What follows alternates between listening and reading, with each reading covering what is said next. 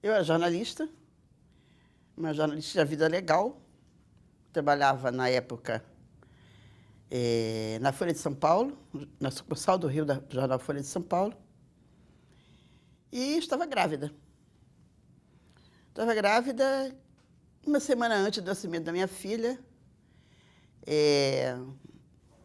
Uma pessoa que me conhecia foi presa. E, com isso, a minha situação de uma pessoa legal, uma pessoa que estava trabalhando normalmente, foi prejudicada. No que foi prejudicada, eu tive que abandonar todo o enxoval do meu bebê na minha casa, abandonar a minha casa.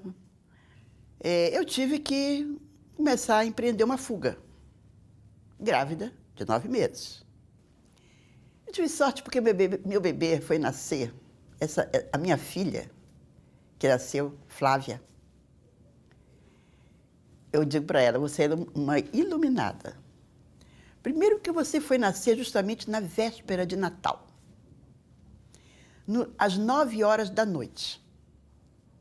No momento em que, certamente, eles relaxaram a vigilância sobre as maternidades e hospitais. Afinal, queriam passar o Natal com suas famílias.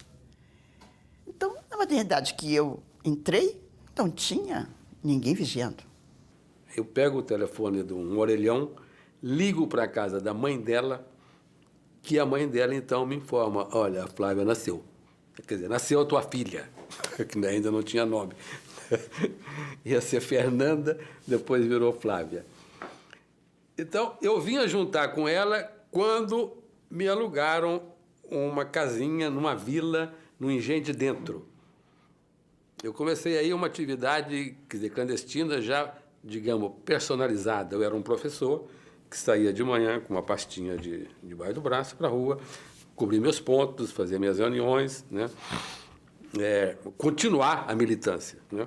Eu entro no ponto, vou até a calçada, onde está esse cinema, onde eu ia encontrar com a Sônia. Mal eu entro ali, 3, 4 pessoas caem em cima de mim. Me abraçam, né? Quer dizer, outros dentro de carro, com arma apontada, metralhadora, revólver, escambau. Então, daí começa choque elétrico, né? Quer dizer, choque, começa pau de arara, né? 2 cavaletes, aquele pau enfiado no meio, você é amarrado nele, fica de cabeça para baixo, e vem nego com uma vasilha d'água, enfia na tua cabeça, e o choque continuando, com você dependurado. Até o limite de eu conseguir suportar, eu acredito que lá para meia-noite, 11h30, meia-noite, eu então revelei o local onde eu morava de fato, que era essa casinha alugada numa vila, no Engenho de Dentro, onde eu já não esperava encontrar a Sueli, né? Porque tinha dado todo o tempo para ela sair de casa. E eu tenho essa grande decepção de a Sueli estar lá, com a Flávia. A Flávia era um bebê de 3 meses. Tem um momento com ela na porta da casa que foi muito importante, que nós nos abraçamos, né, chorando, né, e nos beijamos, e acho que nem sei o que dissemos, o que conseguimos dizer ali. Mas foi um momento de calor, de apoio e solidariedade muito grande.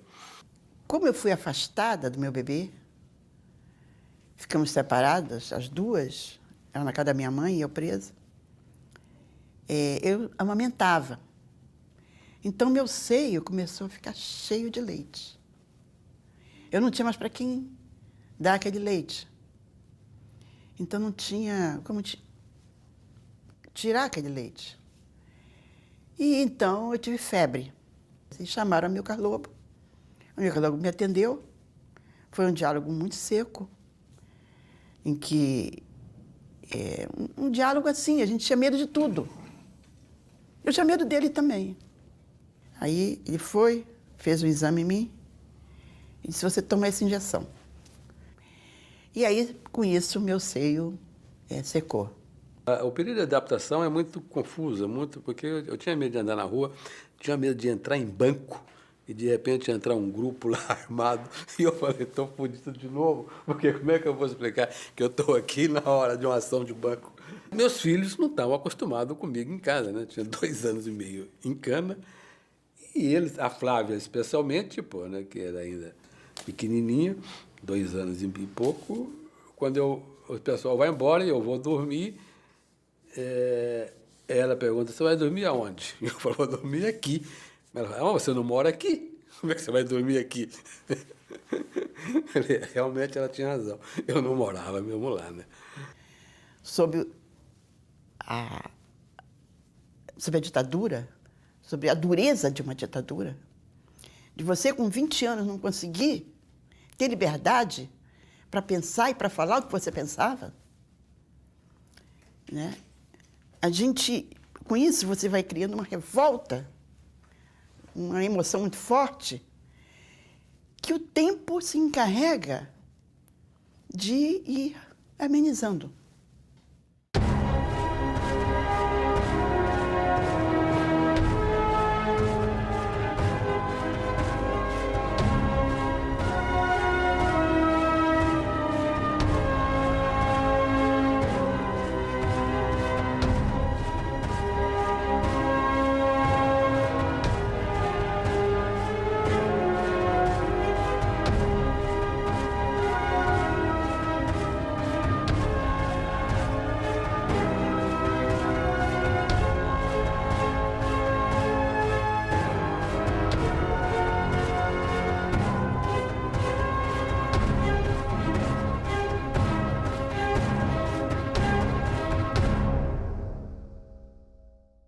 A auditoria, em tese, é uma busca de judicialização, de legalização, que eu costumo chamar de muito lusitana, né, da ditadura brasileira, porque a ditadura argentina e chilena não fizeram isso, matavam, desapareciam, não cuidavam de formalizar nada. Mas a tradição lusitana, cartorial, apontou para que a ditadura brasileira tentasse dar uma aparência sempre de tribunal, de direito de defesa.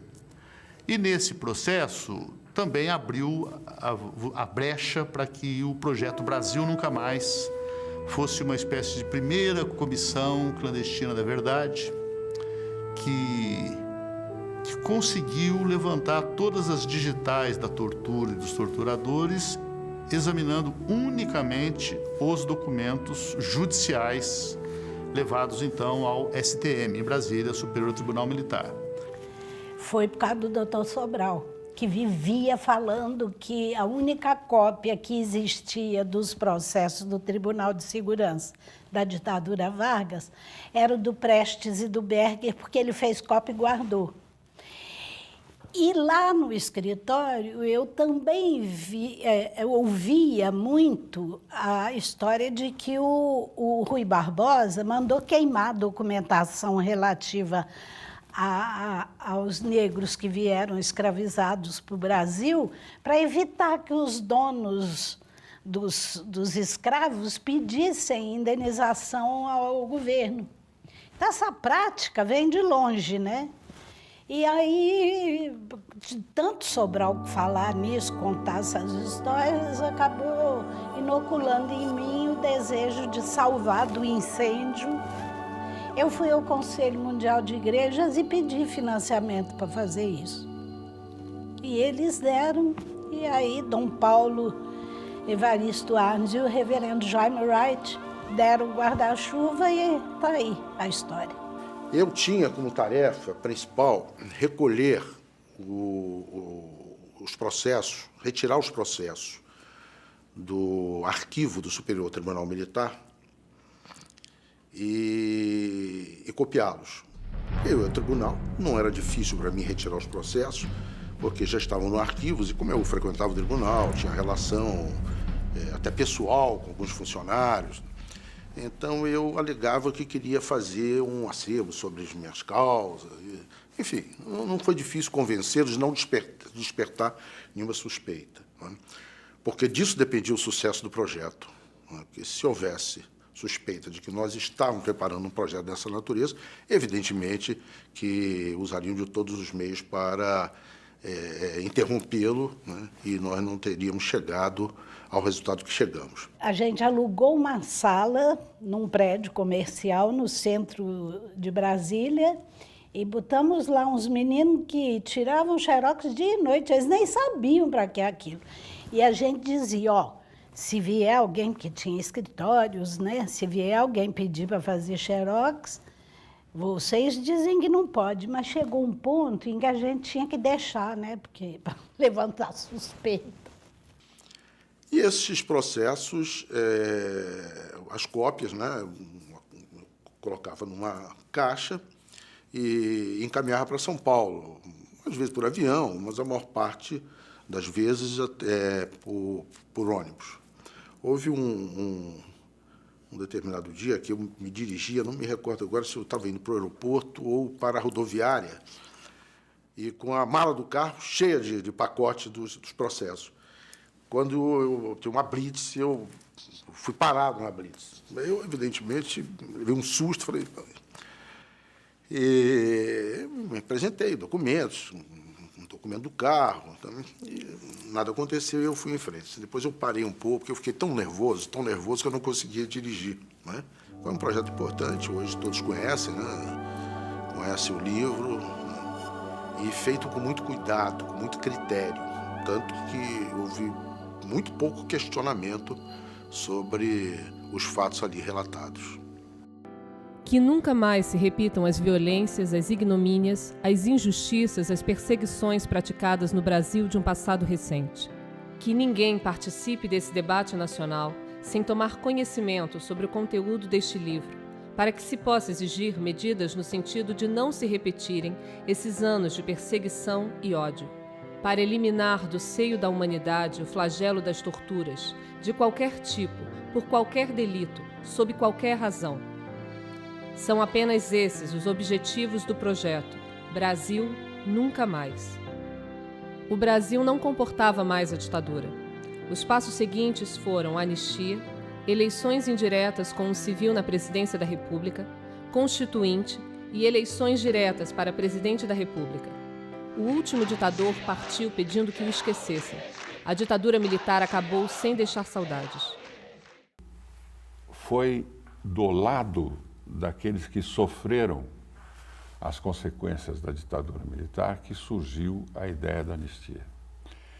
Cresceu, foi um grande movimento, um sem número de comitês da anistia, atos pela anistia. A anistia é alguma coisa que acabou punindo a ditadura militar, tirando a ditadura militar da sua condição de ditadura. Hoje, por exemplo, se discute muito a lei de anistia, e que hoje, em tese, estaria protegendo, entre aspas, os torturadores, os perseguidores, os assassinos e tal, mas é que, na época, nós estávamos discutindo uma coisa que era anistia ampla, geral e irrestrita. Não daria para ninguém ter uma bola de cristal e estar analisando isso para o futuro, que essa lei iria beneficiar aqueles caras. De fato, isso não houve, não aconteceu. Era um avanço, eram 4, 5 passos para frente, e era o que se fez na época. Depois, hoje, fazer a história e descrever a história 10 anos depois, que é fácil. Daí você pode pôr todos os prós e os contras. Naquela época em que, era crime estar nos reunindo para discutir a anistia, aquela lei era o avanço. Teotônio, no auge ali das negociações e discussões do projeto da anistia, chegou uma hora que ele disse assim: vocês não entenderam que ou é esse projeto ou não vai ter anistia. Os presos vão continuar presos, os exilados vão continuar exilados, os desaparecidos vão continuar desaparecidos. Então, nesse momento, vamos por esse projeto, que é o que é possível agora. Nós tivemos o apoio, por exemplo, de franceses, de holandeses, de suíços, que se juntaram a nós. Em Paris se criou o Secretariat International de Juristes pour la Amnistie Uruguaienne, com queridos companheiros advogados franceses, Jean-Louis Weil, por exemplo, não é, que se juntou a nós e andamos por esta América Latina fazendo seminários e discutindo anistia e transição, e se vai juntando e se vai organizando entidades de direitos humanos e vamos articulando, visitando Chile, indo ver presos políticos, tentando falar com aquelas autoridades que, de alguma forma, se dispunham a conversar com um bando de malucos que iam lá cobrar direitos humanos, respeito aos direitos humanos. E eu não esqueço com o doutor Belisário dos Santos Júnior e outros companheiros, em Chile, sob Pinochet, tivemos uma audiência com o ministro do Interior, em pleno Palácio de la Moneda, para pedir a ele que fossem respeitados aqueles companheiros nossos de direitos humanos que estavam sendo agredidos, presos e torturados. Foi um horror a audiência, mas lá fomos. A ONU organizou o Ano Internacional da Mulher. E eu fui como representante do movimento feminino pela anistia. Eu li o manifesto da mulher brasileira pela anistia e fui muito aplaudida, aplaudidíssima. E uma senhora que estava atrás disse: eu quero falar com a senhora, isso é muito importante. E daí eu tive um apoio muito grande, sabe?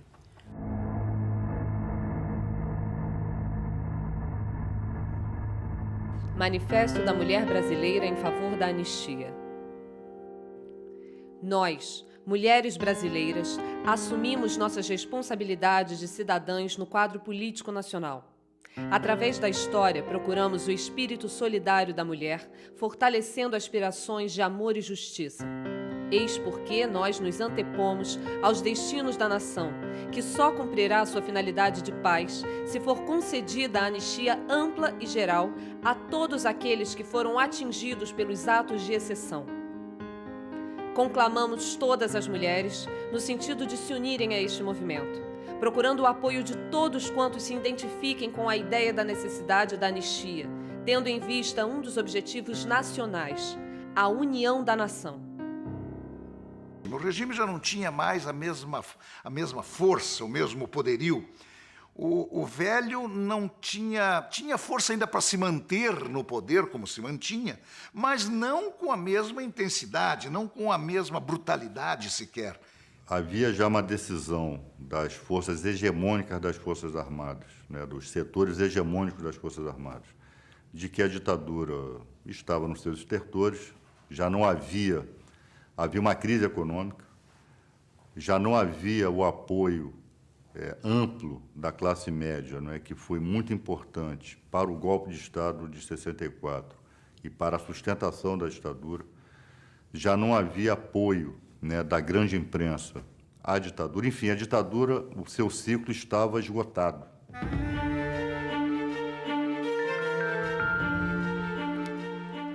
Nós vivíamos uma época em que a ditadura estava já começando a tentar dar uma abertura, como eles falavam. E o momento é que eles queriam transformar o general em João, presidente da conciliação. E parece que escolheram Florianópolis, que é uma cidade na época conhecida como de um povo bastante cordial, né, onde não haveria grandes perigos de fazer isso. O Jorge Bornhausen era governador que era, na época, ele era nomeado, né? E fizemos uma reunião no DCE, chamei o presidente da UCE, o Adolfo, que era muito meu amigo pessoal, estudante de Direito também, que nós precisaríamos responder a isso, né? Precisaríamos fazer alguma coisa para responder a esta campanha, né, essa farsa de democratização da ditadura. E o presidente iria falar, o ditador, né, iria falar do balcão do palácio. Aí viemos, descemos, e ali tinha uma multidão de pessoas. Tinha umas 2.000 pessoas, mais ou menos. Nós éramos 100 pessoas. Quando o Jorge Bornhausen começou a falar, nós começamos a chamá-lo de mentiroso. É mentira. Começamos a gritar, é mentira, é mentira. Tudo que ele falava era mentira, era mentira. E o povo inteiro começou a gritar que era mentira, porque ele era muito odiado pelos servidores públicos. Aí, assim, rapidamente conseguiram tirar as crianças, o povo e os estudantes aí aproveitaram e meteram bronca. Houve um momento de estupefação, que eu tenho fotos, inclusive, assim, da polícia militar. Há uma reunião do comando daquele grupo de policiais que estavam na praça ali para ver o que eles iam fazer. Aí o Figueiredo aparece na sacada e faz um gesto parecido com um cigarro na mão. Aí o pessoal achou que ele estava mandando todo mundo tomar no cu, e todo mundo mandou ele tomar no cu. Filho da puta, desgraçado, comunista, filho da puta. E foi daí para frente, foi um Deus me acuda. Uma parte da população se desloca abaixo o balão, que estava, fura o balão, pega o balão, leva até o centro da praça, onde tinha sido instalada a tal placa homenageando o Floriano. Arrancam da base de concreto da placa a placa e tacam fogo naquele balão e entrega essa placa pegando fogo, pelando na porta do palácio. E o Figueiredo desce e vai para o Ponto Chique, que é um café que ele tinha programado uma ida, um café que era popular ali no centro e tal, mas foi tudo aos trancos e barrancos, no tapa, segurança brigando. Eu me lembro de ter visto o comandante da unidade da Marinha, que atravessando a praça sozinho, sabe? Porque aquilo para os militares aqui foi uma encrenca, né? Não ter dado a cobertura devida à visita do presidente, quando estava anunciado um protesto, né? E daí saíram, então, claro que o regime também não podia prender toda a praça, não podia prender toda a população que gritou, que vaiou, que xingou, que manifestou a sua indignação, não é? E escolheu, então, os 7 estudantes que foram os réus desse processo também de Lei de Segurança Nacional e que, também pela Comissão de Justiça e Paz, me coube, principalmente a minha pessoa, se é que eu posso dizer que tem algum mérito nisso, de articular, entende, a defesa desses 7 estudantes. Teve uma reunião do Ministério Público, que o Heleno Fragoso veio fazer uma palestra, e eu fui convidado, estava no Clube 12, quando o Procurador-Geral da Justiça, que é o Carlos Curtis, chegou e disse: "Ó, Sadi, o governador acaba de informar que a partir de amanhã eles vão começar a prender os estudantes." Aí eu me dirigi ao Heleno Fragoso, que era um grande, famoso criminalista, que eu conhecia. Aí eu disse: "Heleno, e agora, como é que eu faço?" Ele disse: "Amanhã você vai lá, na Polícia Federal, com a sua carteira, e se apresenta que quer defender os estudantes." Aí lá de manhã cheguei lá na Polícia Federal, sou presidente da ordem, eu quero participar na defesa dos estudantes. Aí veio Relações Públicas: "Isso não é possível." "Por que não é possível?" "Sou advogado, quero assistir." Não é possível." "Bom, se vocês acham que não pode, eu vou telefonar para o Eduardo Seabra Fagundes, a imprensa está aí, eu vou comunicar que eu estou sendo impedido. Mas falei de forma firme, veemente. Aí ele: "Espera um pouco, calma." Aí foi lá, falou com o superintendente, disse: "Não, o senhor está autorizado." Então, nós ficamos 8 dias incomunicáveis. Comunicável significa não falar com ninguém, só com o advogado e um médico. Eu tinha 15 minutos por dia com o advogado e interrogatórios direto. Né? Teve um ato que reuniu 10 mil pessoas. Eu estava presa, infelizmente. Uma das minhas maiores frustrações foi não ter participado do maior ato da história, naquela época, de Florianópolis, que foi o ato pela nossa libertação, que reuniu, parece, umas 10 mil pessoas. Aquele episódio de Florianópolis não foi um episódio que se circunscreveu ao limite do território de Florianópolis ou de Santa Catarina. Aquilo se espalhou pelo Brasil como um todo. A derrubada da ditadura é uma construção sucessiva, longa, histórica, cansativa, sofrida de pequenas vitórias. Aquela foi, indiscutivelmente, uma grande vitória pela razão simples que mostrou que, digamos assim, o tigre já não mordia com tanta força, os dentes já não estavam tão bons. Eles não tiveram capacidade, com certeza gostariam de ter feito mais, mas já não era mais possível. Era mais ou menos como o velho que já não tem força para se manter, enquanto novo, ainda não tinha força, entende, para entrar no lugar. Houve retrocesso. No ano de 1980, houve a bomba na OAB, né, que vitimou Dona Lira Monteiro. Em 1981, a bomba no Rio Centro. Os setores, vulgarmente chamados de linha dura, né, das Forças Armadas, sobretudo do Exército, ainda resistiam a qualquer possibilidade de democratização do país. E eram contra, né, atuaram contra a chamada abertura. Havia um racha naquele momento nas Forças Armadas, sobretudo no Exército. Foi um momento depois da anistia de 79, imediatamente depois, quando nos aeroportos não voltaram as pessoas, quando as celas se abriram, não por conta da anistia, mas por conta da mudança da Lei de Segurança Nacional. Liberaram-se alguns presos e essas pessoas não voltaram e nós tirávamos, então, da prisão e voltavam do exílio algumas testemunhas oculares de companheiros desaparecidos. E nós precisávamos preservar esses depoimentos. Eles foram preservados naquela sala contígua à sala da Dona Lida. Então, ali estourou aquela bomba, não foi por acaso. Foi porque havia esse momento em que provas estavam sendo colhidas. Eu acho que muito da consolidação da democracia e da conquista da democracia no país vem do esforço dos advogados, né? Tenho muita convicção disso. A OAB, por exemplo, inegavelmente, no primeiro momento, na ditadura de 64, tem uma postura dúbia, né? Tem uma postura até de apoio, velado, naquele primeiro momento daquela onda conservadora. Eu acho que a Ordem, no final dos anos 70, a partir do Raimundo Fauro, da grande conferência da Ordem de Curitiba, a Ordem vai realmente para a ofensiva contra o regime militar e que termina na tentativa de assassinato do Eduardo Seabra Fagundes, que vitimou a Dona Lida, que era secretária da presidência da Ordem. Acho que esse é o símbolo maior desse enfrentamento que foi se radicalizando entre a advocacia e as forças do arbítrio. Efeitos conexos da ditadura. A repressão contra os trabalhadores.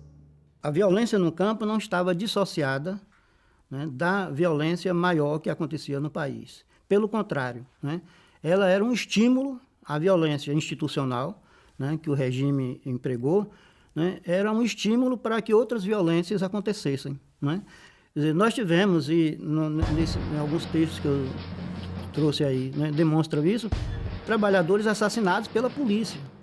Um deles foi assassinado, né, por mais de 10 policiais quando se escondia embaixo de uma cama, na casa dele.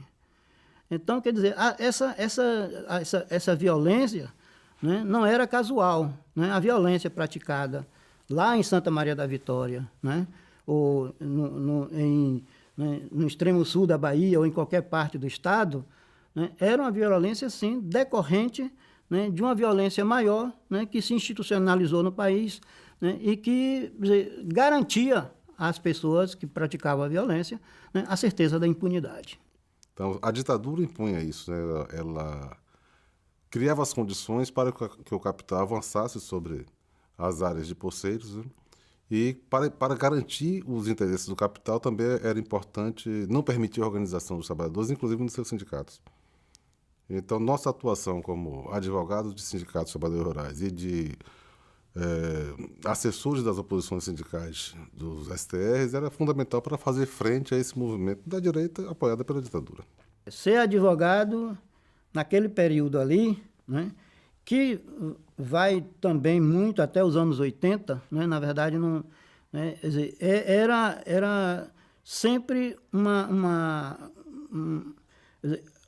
viver sob ameaça, né? Não, todos nós, advogados de movimento social rural, naquela época, né, tanto de sindicatos como de comissões pastorais da terra, né, todos nós, né, em algum momento, fomos ameaçados, tivemos a vida ameaçada, né, nos livramos de emboscada. A ditadura não é só o ditador. A ditadura se reproduz até o último agente da hierarquia, que nesse caso ia até o inspetor de quarteirão, o advogado de calça curta. Nós éramos maltratados. nós éramos tratados, eram provocados. Para você ter a noção, quando Dona Nativa foi sequestrada em Marcionílio Souza, por volta de 1980, para mim entrar na delegacia, a polícia fez um corredor polonês e eu passei ele me passando a perna e me provocando, me xingando e tudo mais, mas eu entrei na delegacia. E nós conseguimos, na época, alguns órgãos de imprensa, às vezes, a gente conseguia acessar, conseguia publicar alguma coisa, e aí, quando isso ganhava alguma repercussão, a polícia, nesse caso, soltou a pessoa. E o nome de desacato era uma forma da gente desobedecer a ordem, né? A gente botou o nome de desacato e no nosso papel a gente colocou uma frase: se o boi soubesse a força que tem, ninguém lhe colocaria a canga. E aquilo ali era uma forma de provocar, de desobedecer o judiciário, que hoje é um poder ainda muito ruim, antidemocrático, fechado. Agora imagina em 1982. E como a gente tinha esse trabalho prioritariamente no campo, nós achamos que o desacato combinava bem com a nossa rebeldia de lutar pela reforma agrária, desmontar o latifúndio e levar a justiça no campo.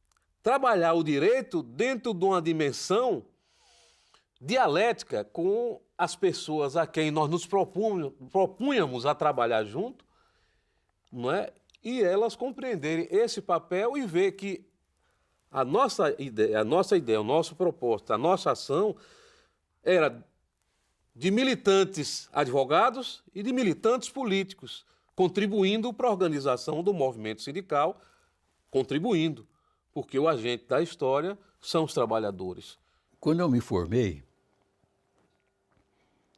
e tomei conhecimento da estrutura jurídica, né, eu fiquei convencido de que o advogado era um operador do direito e não um construtor do direito. Em outras palavras, o advogado só servia para manter a estrutura.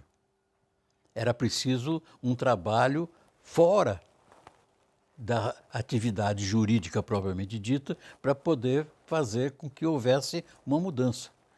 Só mudando a lei é que você pode fazer mudanças na estrutura da sociedade.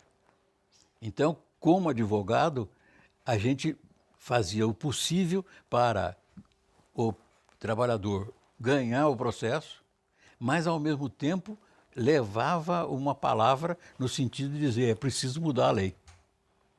É preciso fazer uma transformação mais profunda. Entrevistamos muitas viúvas de advogados assassinados e chegamos até a um número comprovado de 50 advogados mortos no país. E muitos deles advogados da área trabalhista, que defendia lá em ações trabalhistas de diversas empresas, principalmente na área rural do Nordeste e por aqui e tal.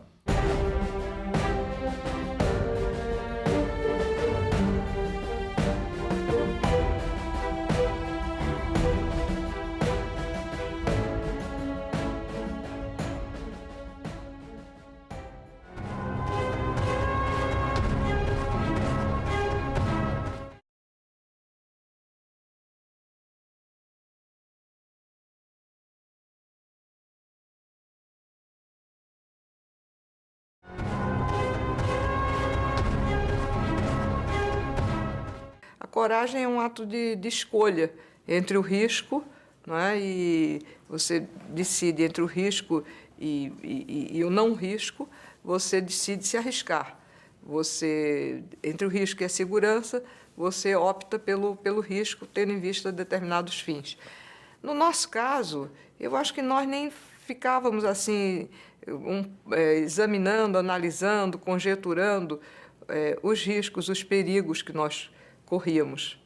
Nós íamos, era tanto trabalho, nós atendíamos muitas pessoas, a nossa vida particular, privada, estava inteiramente eu subordinada, né, e associada a essa vida profissional e pública. Não havia momento em que nós não estivéssemos disponíveis para todas as pessoas que precisassem, para todas as situações que envolvessem um risco assim maior para o outro. É diferente, muito diferente da forma como nós atendemos o crime comum. Esses valores comuns da vida profissional não eram os valores com os quais nós fazíamos essa advocacia. Eu acho que o advogado tem que ter, fundamentalmente, uma concepção humanista. Ou humanística, humanista, não sei. E o que leva se você tem essa concepção, a sua capacidade de se indignar diante das coisas. Se você tiver essa capacidade de se indignar, pouco importa se você é de esquerda ou de direita, é uma questão de humanidade, eu vejo assim. E não podemos, de forma nenhuma, é um dever do advogado ter um compromisso com a justiça, não meramente com a lei de uma forma fria, não é? E um compromisso maior, quer dizer, quando eu digo com a justiça, estou falando de compromisso com os direitos humanos.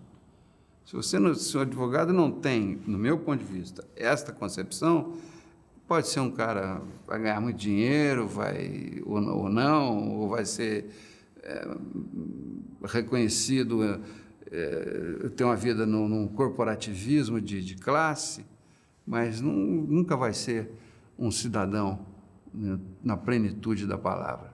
A rigor, o que aconteceu durante a ditadura de 64 é que chegou um momento em que ficou difícil ter alguém que não tivesse um parente perseguido, ou um amigo, ou um companheiro de trabalho.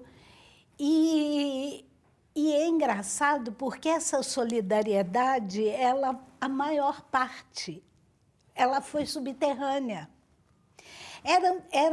Era composta por pessoas que ajudavam, umas com dinheiro, outras abrigando a pessoa em casa, outra alugando um apartamento pequeno ou um quarto numa pensão, outro pagando uma passagem, o outro ajudando a família de alguém. Enfim, foi realmente uma rede que estendeu tentáculos por esse país afora. A Aini, muito combativa, ela chegou a cativar os diretores do presídio de Venceslau, né, com sua simpatia e tal, e ela praticamente virou a rainha dos presos, né, os presos comuns, porque lá nós ficamos... Eram 6 presos políticos no meio de 300 comuns. Teve um fato, não sei se ela narrou esse fato, do Natal de 1973. No Natal, ela vai passar o Natal na prisão. Ela vem do Rio de Janeiro e, olha, Venceslau não tinha avião naquele tempo, era 14, 15 horas de ônibus, que tinha que fazer desde São Paulo. Então, ela tinha que vir. Então. Ela resolve que o Natal dela ela vai passar no presídio. E ela passa no presídio, e ela faz um discurso para toda a comunidade. O diretor convida ela para fazer um discurso de Natal para a comunidade carcerária, e eram os presos comuns. Ela virou a rainha dos presos, né? Porque os presos adoraram ela, adoraram o que ela falava, falavam dela como se fosse uma deusa, né? Esse é um trabalho em madeira, assim, simples, né? Traduzido são as expressivas mãos de um preso. E atrás... tem um verso, está escrito, o Dr. Eloy Guazelli Família. Assim, ó. Então, tem uns versos aqui, que eu sempre gostei muito desses versos. Deixo aqui, na parede da cela, estes versos. Não se percam palavras dissolvidas no muro. Que os olhos de algum perseguido os encontrem e eu torne a achá-los na boca do meu povo um dia. Isso são os presos políticos de São Paulo, que em 1975 mandaram para o pai. Quero dizer, com muito orgulho, que fico extremamente satisfeito com a minha cidadania de brasileiro quando vejo que muitos se levantaram, e alguns, inclusive, do Exército, como o capitão Lamarca, o sargento Honório e mais outros, que Marighella se levantou. Enfim, nós não fomos pura e simplesmente cordeiros que tenhamos marchado por Matadouro. Houve uma rebeldia, houve uma resposta do povo brasileiro, e uma resposta armada, uma resposta corajosa.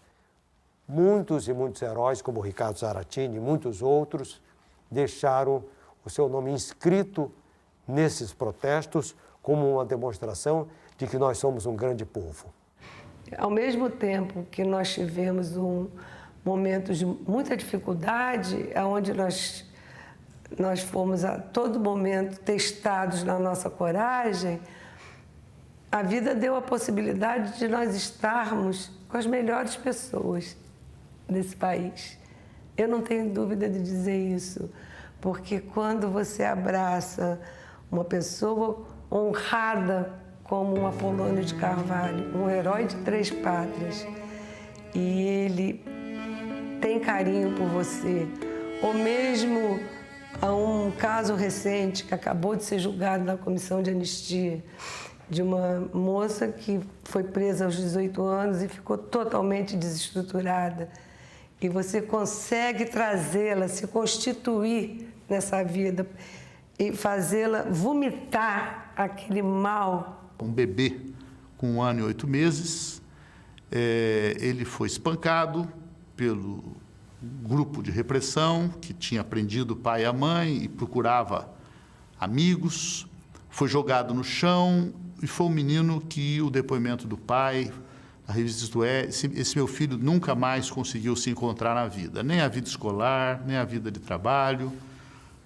A matéria fala que ele desenvolveu uma fobia social. Bom, são episódios que mostram que houve tortura de um bebê. Episódios que mostram que o Brasil precisa ter coragem de ir fundo nesse autoexame, sem revanchismo, com os olhos postos no futuro. A gente fala muito em não esquecer o passado, e é preciso agregar, é sobretudo importante não esquecer o futuro. Houve uma fase, depois do regime militar, em que ninguém aceitava a tortura, nem os que haviam praticado. Depois começou a haver um silêncio e agora começa a haver quase que uma assunção da tortura, uma defesa da tortura, dizendo, precisou fazer isso para a gente não chegar a uma Cuba, etc. Quer dizer, a defesa da tortura hoje é muito mais difícil de fazer, porque hoje a gente está falando com pessoas que nunca viram isso, não conhecem.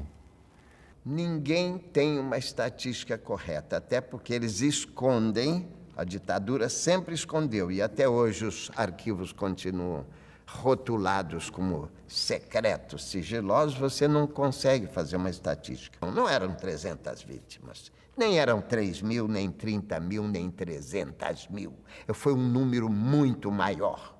E mesmo sem estatística, se quiser, faremos aqui uma aritmética simples e o senhor vai se convencer de que pode ter ultrapassado 500 mil de vítimas se nós incluirmos as famílias que sofreram, de uma forma ou de outra, sofreram muito. Mais de 500 mil. Agora, foram centenas de milhares os presos, sequestrados, desaparecidos, assassinados políticos. Desde a luta dos familiares que começaram a denunciar o desaparecimento dos seus parentes, dos seus pais, das suas mães, dos seus irmãos, avós, enfim, ainda na época da ditadura, sempre esbarramos na renitência dos comandos militares em fornecer informações, em facilitar o acesso a informações, em abrir os arquivos. Então, isso é profundamente lamentável, né? Até porque as novas gerações de militares não têm qualquer comprometimento pessoal ou institucional com aquelas barbaridades que aconteceram na época da ditadura, mas predomina um espírito de corpo e uma solidariedade inaceitável com assassinos e torturadores que nós não podemos admitir. É um compromisso que nós temos com as gerações que não viveram aquilo. Eu me recordo quando aconteceu o golpe, falava-se da Revolução de 32, e eu me lembro da Revolução de 32, eu colocava com uma coisa lá de trás, que eu não participei, obviamente, mas com uma coisa assim, remota. E agora que nós temos a possibilidade de remexer a história e temos a obrigação de mostrar a essa juventude que esses fatos aconteceram e que não podem se repetir. É um alerta para o compromisso com a democracia. Eu digo que a revelação do passado é a melhor forma de nós celebrarmos o futuro. Tem um certo arbítrio, tem uma certa visão de capitalismo autoritário que ela é tolerada, e as pessoas imaginam que isso é que deve ser feito para que a sociedade possa viver em ordem e funcionar. Então, quer dizer, é como se tivesse um racismo institucionalizado, uma violência institucionalizada. E isso é difícil você entender que isso seja uma mera... não é um lugar comum. Isso é um lugar de existência, um lugar de vida. Então, independente de períodos ditatoriais ou períodos democráticos, tem uma vertente autoritária que corta esses períodos. E essa modalidade nossa de capitalismo autoritário, ela traz em si todas as usurpações de terras, usurpações de territórios, usurpações de direitos, usurpações de sonhos e desejos. Eu acho que esse é o capítulo que nós estamos colocados hoje e que nos coloca diante de muitas incertezas quanto a esse futuro nosso enquanto um país democrático. É resolver essa questão do autoritarismo na sociedade brasileira.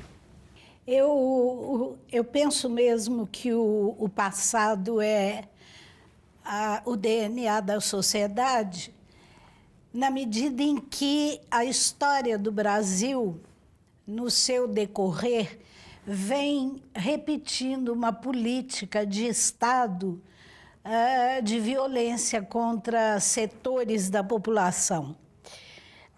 Para não ir muito longe, a gente pega massacre de índio, escravidão, na República Nova, os vários episódios tentando sufocar os movimentos populares, na ditadura Vargas, a violência contra os seus opositores, e na ditadura militar, civil-militar, de 64 a 85,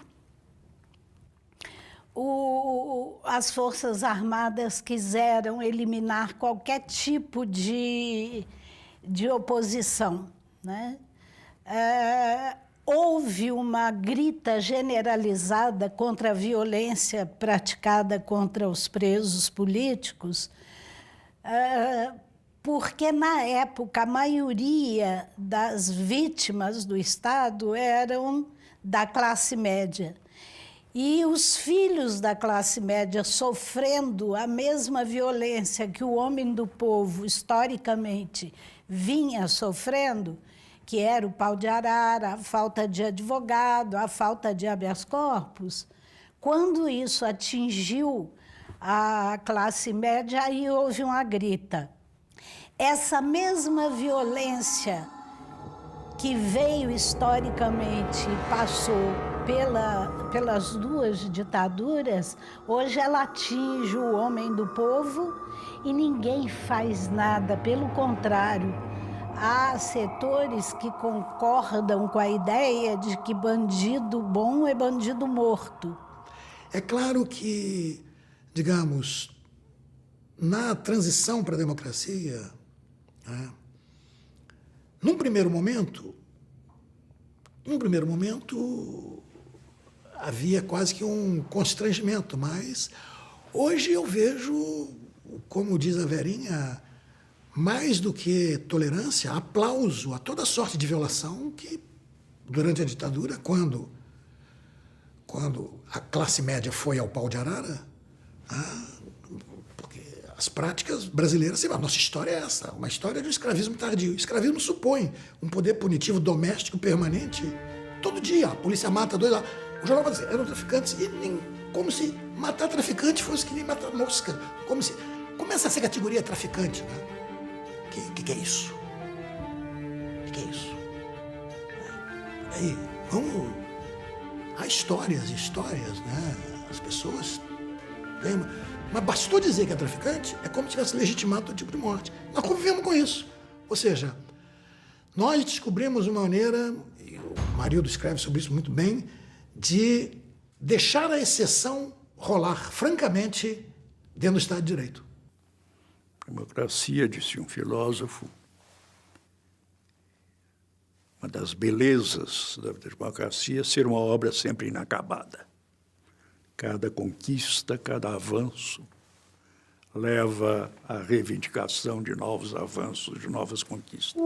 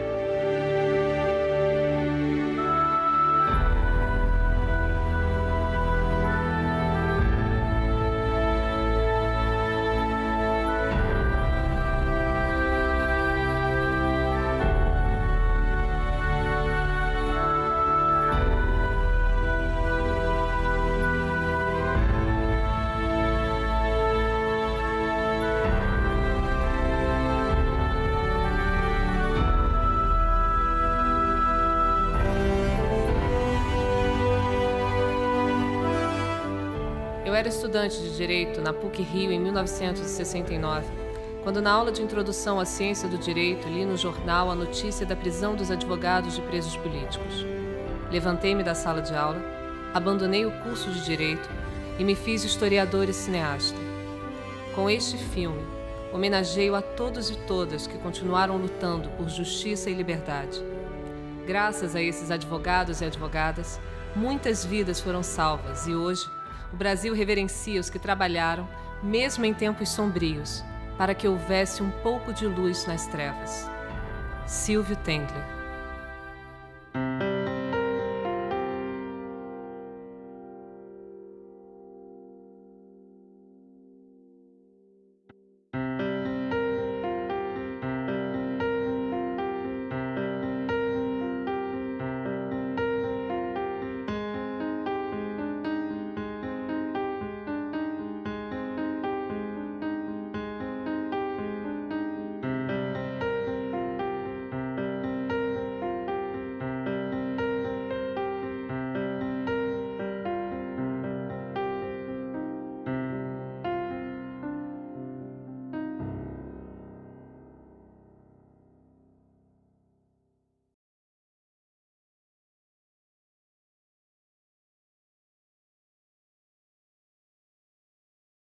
Estava trabalhando normalmente, foi prejudicada.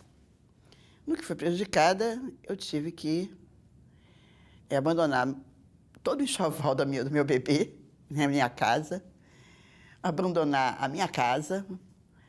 Eu tive que começar a empreender uma fuga, grávida de 9 meses. Eu tive sorte porque meu bebê foi nascer. A minha filha, que nasceu, Flávia, eu digo para ela, você era uma iluminada. Primeiro que você foi nascer justamente na véspera de Natal, às 9 horas da noite, no momento em que certamente eles relaxaram a vigilância sobre as maternidades e hospitais. Afinal, queriam passar o Natal com suas famílias. Então, na maternidade que eu entrei, não tinha ninguém vigiando. E começa choque elétrico, né? Quer dizer, choque, começa pau de arara, né? 2 cavaletes, aquele pau enfiado no meio, você é amarrado nele, fica de cabeça para baixo, e vem nego com uma vasilha d'água, enfia na tua cabeça, e o choque continuando, com você dependurado. Até o limite de eu conseguir suportar, eu acredito que lá para meia-noite, 11h30, meia-noite, eu então revelei o local onde eu morava de fato, que era essa casinha alugada numa vila, no Engenho de Dentro, onde eu já não esperava encontrar a Sueli, né? Que eu tinha dado todo o tempo para ela sair de casa. E eu tenho essa grande decepção de a Sueli estar lá, com a Flávia. A Flávia era um bebê de 3 meses.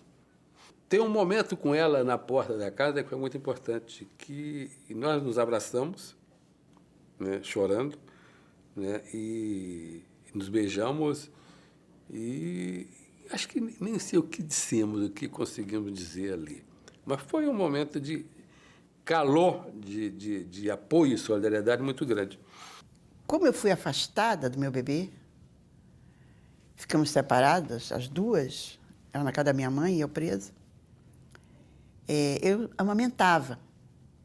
Então, meu seio começou a ficar cheio de leite. Eu não tinha mais para quem dar aquele leite. Então, não tinha como tirar aquele leite. E então, eu tive febre.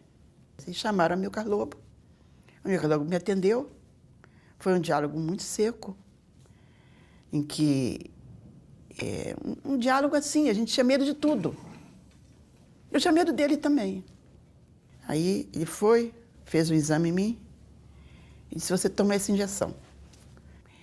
E aí, com isso, meu seio secou. O período de adaptação é muito confuso, muito...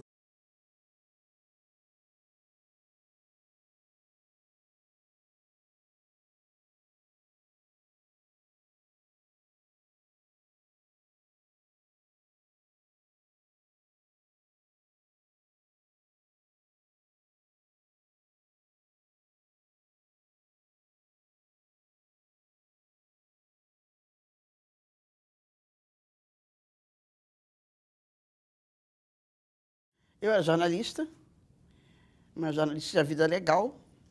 Trabalhava, na época, na Folha de São Paulo, na sucursal do Rio, do jornal Folha de São Paulo. E estava grávida. Estava grávida, uma semana antes do nascimento da minha filha. Uma pessoa que me conhecia foi presa. E, com isso, a minha situação de uma pessoa legal, uma pessoa que... Pego o telefone de um orelhão, ligo para a casa da mãe dela, que a mãe dela, então, me informa, olha, a Flávia nasceu. Quer dizer, nasceu a tua filha, que ainda não tinha nome. Ia ser Fernanda, depois virou Flávia. Então, eu vinha juntar com ela quando me alugaram uma casinha numa vila, no Engenho de Dentro. Eu comecei aí uma atividade, quer dizer, clandestina, já, digamos, personalizada. Eu era um professor que saía de manhã com uma pastinha debaixo do braço para a rua, cobrir meus pontos, fazer minhas reuniões, né? Continuar a militância, né? Eu entro no ponto, vou até a calçada, onde está esse cinema, onde eu ia encontrar com a Sônia. Mal eu entro ali, 3, 4 pessoas caem em cima de mim. Me abraçam, né? Quer dizer, outros dentro de carro, com arma apontada, metralhadora, revólver, escambau. Então,